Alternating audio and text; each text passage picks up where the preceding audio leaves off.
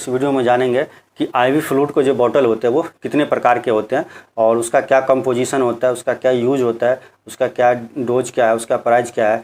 यानी कि हॉस्पिटल में जो पेशेंट को जो नसों के द्वारा जो पानी चढ़ाया जाता है वो कितने प्रकार के होते हैं और कौन सी बॉटल का यूज कौन सी कंडीशन में कौन सी पेशेंट को किया जाना है और किस स्पीड से और किया जाना है और 24 घंटे में जो है कितना बॉटल चढ़ा सकते हैं और एक बॉटल का क्या कॉस्ट पड़ता है और हॉस्पिटल हमसे कितना एक कॉस्ट का जो है एक बॉटल का कॉस्ट वसूलते हैं, उसके अंदर क्या क्या मिला होता है। तो सारी चीज़ें हम लोग इस वीडियो में जानेंगे, तो अंत तक इस वीडियो को जरूर देखिए। देखिए, आईवी का मतलब होता है इंट्रावीनस, जो नसों से दिया जाए, तो इसी को बोलते हैं आईवी फ्लूइड बॉटल। तो सबसे जो कॉमन होता है वो एनएस होता है जिसको नॉर्मल सलाइन बोलते हैं। दूसरा होता है आरएल जिसको रिंगर लैक्टेट बोलते हैं। तीसरा होता है डीएनए जिसको डेक्सट्रोज नॉर्मल सलाइन बोलते हैं और चौथा होता है मैनिटोल सॉल्यूशन। तो यही 4 प्रकार के जो आईवी फ्लूइड के बॉटल होते हैं कॉमनली हॉस्पिटल में या क्लिनिक में जो पेशेंट को यूज किए जाते हैं देने के लिए इमरजेंसी वगैरह के केस में। लेकिन इसके अलावा और भी होते हैं, जैसे D5 हो गया, D10 हो गया, उसके बाद हाफ नॉर्मल सलाइन बोलते हैं, हाफ डेक्सट्रोज होते हैं जिसको हाइपोटोनिक सोल्यूशन बोलते हैं। उसके बाद 1% 2% नॉर्मल सलाइन, 25% डेक्सट्रोज। तो पेशेंट के कंडीशन के अनुसार से ये सब यूज किए जाते हैं। तो लेकिन कॉमनली वही NS, RL, DNS और मैनिटोल जो है कॉमनली यूज किए जाते हैं। तो अब हम जानते हैं कि NS जो है क्या आता है। NS को नॉर्मल सलाइन भी बोलते हैं। इसका जो कंपोजिशन होता है वो 0.9% उसमें सोडियम क्लोराइड होता है, यानी कि उसमें सोडियम होता है जिसको टेबल साल्ट बोलते हैं, जिसको कॉमन नमक बोलते हैं, जो नमक की मात्रा होती है तो उसी को है उसमें होता है नॉर्मल सलाइन। तो उसमें 0.9 ग्राम जो है sodium chloride 100 ml sterile bottle में डिजोल्व किया होता है। तो ये जो होता है वो आपको 100 ml में भी अवेलेबल होता है, 500 ml में भी अवेलेबल होता है और इसका जो प्राइस होता है पर 500 ml बॉटल का वो 30 से 40 रुपये होता है। और ये जो है डिहाइड्रेशन वगैरह के केस में यूज किया जाता है। अगर पानी की कमी हो जाए हमारे शरीर में, पानी की जैसे वॉमिटिंग की वजह से या डायरिया की वजह से काफ़ी ज़्यादा पानी बह गया है, बॉडी फ्लूइड लॉस हुआ है, तो उस कंडीशन में। और उसके अलावा जैसे ब्लड लॉस हुआ है, किसी को ज़्यादा जैसे एक्सीडेंट की वजह से ब्लड लॉस हुआ है या किसी को सर्जरी हुआ है उसके दौरान ब्लड लॉस हुआ है, तो उसको ब्लड बॉडी फ्लूइड को पूरा करने के लिए फिर ये यूज किए जाते हैं नॉर्मल सलाइन। उसका सोडियम की कमी हो जाए तो सोडियम कमी को पूरा करने के लिए जो है NS यूज किए जाते हैं। उसके बाद सबसे ज़्यादा यूज है घावों को धोने के वगैरह के लिए सबसे ज़्यादा यूज किए जाते हैं ये। और उसके बाद जो इंजेक्शन वगैरह कुछ इंजेक्शन आते हैं जो पाउडर फॉर्म में, उसको डिजोल्व करके फिर लगाए जाते हैं। तो डाइल्यूट करने के लिए उस इंजेक्शन को डाइल्यूट करने के लिए भी यूज किए जाते हैं नॉर्मल सलाइन।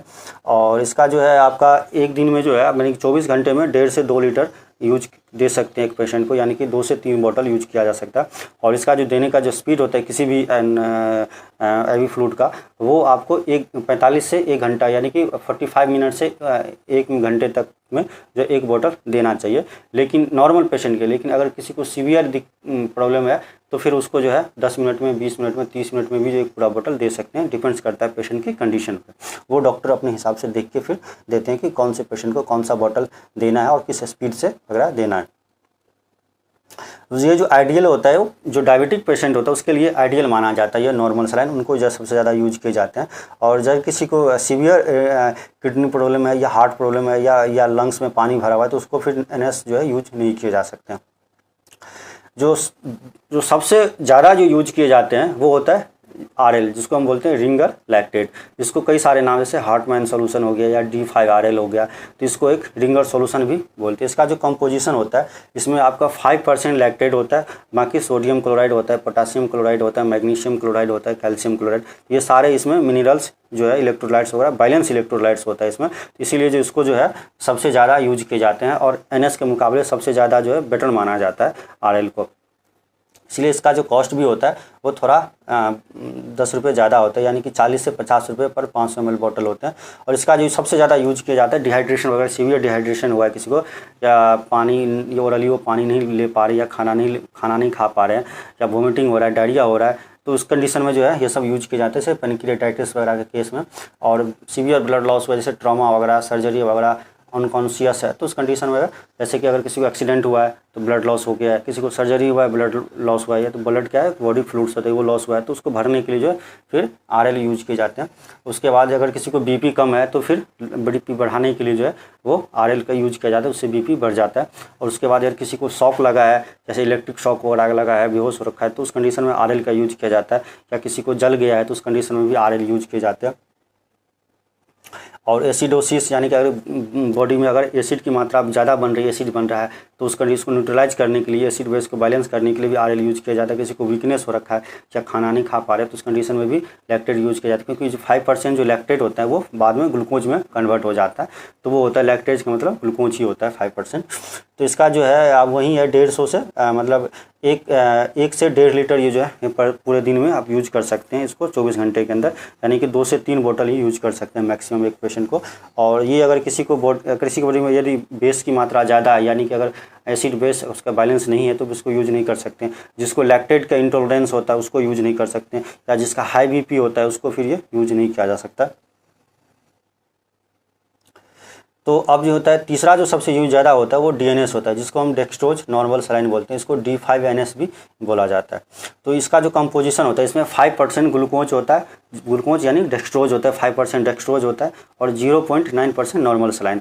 तो इसको बोलते हैं इसलिए डेक्सट्रोज नॉर्मल सलाइन, यानी कि जो 5% डेक्सट्रोज होता है वो नॉर्मल सलाइन में जो बॉटल होता है उसमें डिजोल्व किया हुआ रहता है। और इसका जो यूज होता है वो अगर किसी को ग्लूकोज की मात्रा अगर कम, ब्लड शुगर कम हो गया बॉडी में, यानी अगर वो खाना नहीं खा पा रहा है या बॉडी में इंसुलिन शॉक लगा है जिसकी वजह से उसका ग्लूकोज बहुत कम हो गया, कमजोरी हो गया, वीकनेस आ रही है, तो उस कंडीशन में जो DNS वगैरह चढ़ाया जाता है, दिया जाता है। और डिहाइड्रेशन से पानी की कमी हो जाए इलेक्ट्रोलाइट्स बैलेंस करने के लिए, अगर किसी कोई ओरली खाना नहीं खा पा रहा है या वॉमिटिंग ज़्यादा हो रही है या तो उसको जो है बॉडी में थोड़ा एनर्जी देने के लिए जो है DNS यूज किए जाते हैं। डोज जो होता है वो 1.5 लीटर से 2 लीटर तक 24 घंटे में, या 2 से 3 बोतल जो है 24 घंटे में। और ये जो डायबिटिक पेशेंट होता है, जो प्रेग्नेंट लेडीज होते हैं, उनको यूज नहीं किया जाता है, क्योंकि इसमें DNS यानी डेक्सट्रोज होता है, तो इसके लेने से ब्लड शुगर बढ़ सकता है। तो जो डायबिटिक पेशेंट होता है उनको ये यूज नहीं किए जाते हैं DNS वगैरह, तो उनको NS यूज किया जाता है या रिंगर यूज किए जाते हैं। या फिर किसी को हार्ट प्रॉब्लम ये होती है या किडनी की समस्या या पल्मोनरी एडिमा, तो उसको फिर यूज नहीं किए जाते हैं। चौथा जो होता है सबसे जो कॉमन यूज किया जाता है वो मैनिटॉल होता है। तो ये जो मैनिटॉल होता है ये इंजेक्शन के फॉर्म में भी अवेलेबल होता है और बॉटल में भी अवेलेबल होता है। तो ये परसेंटेज में होते हैं 5%, 10%, 15%, 20% एंड 25%, 50 ml और 100 ml में अवेलेबल होता है। ये 500 ml जो है वो अवेलेबल बहुत रेयर ही यूज किए जाते हैं। तो इसका प्राइस सबसे ज़्यादा होता है, इसका 80 से 90 रुपये पर बॉटल होता है।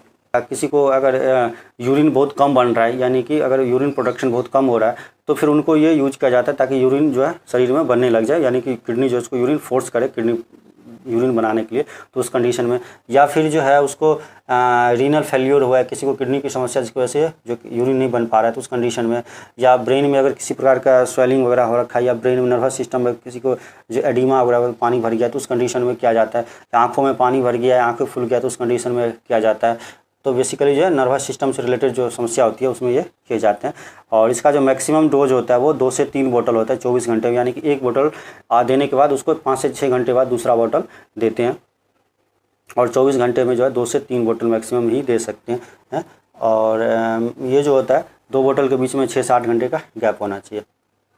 और जो बाकी जो होता है वो D5, जिसको हम डेक्सट्रोज 5% होता है, तो इसको कई सारे नाम से भी जानते हैं। D5W है, इसका मतलब 5% डेक्सट्रोज इन वाटर है। अगर D5NS है लिखा हुआ है, इसका मतलब 5% डेक्सट्रोज है वो NS में डिजोल्व किया हुआ है। और यदि D5RL लिखा हुआ है, यानी कि 5% डेक्सट्रोज है RL में डिजोल्व किया, यानी रिंगर सॉल्यूशन में डिजोल्व किया हुआ है। सेम उसी प्रकार D10 यानी कि डेक्सट्रोज 10% होता है। तो यदि D10 लिखा हुआ है, W लिखा हुआ है, यानी 10% डेक्सट्रोज इन वाटर, यहाँ पर मिसप्रिंट हो गया, तो इसको 10% डेक्सट्रोज इन वाटर होगा। उसके बाद D10NS है, तो इसका मतलब 10% डेक्सट्रोज इन वाटर, यहाँ पर मिसप्रिंट हो गया, तो इसका आप 10% माने 5 को। D10RL है, यानी कि इसको 10% जो है डेक्सट्रोज है RL में।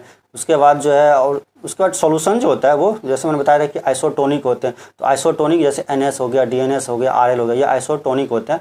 आइसोटोनिक उसके बाद जो है ये हाइपोटोनिक होता है, जैसे 0.45 NS हो गया, 2.5 डेक्सट्रोज हो गया। उसके बाद हाइपरटोनिक 1%, 2% NS हो गया। तो ये सब होते हैं। फिर आपको अगर मेरा ये वीडियो अच्छा लगे तो प्लीज़ इसे लाइक सब्सक्राइब जरूर कीजिए। धन्यवाद दोस्तों।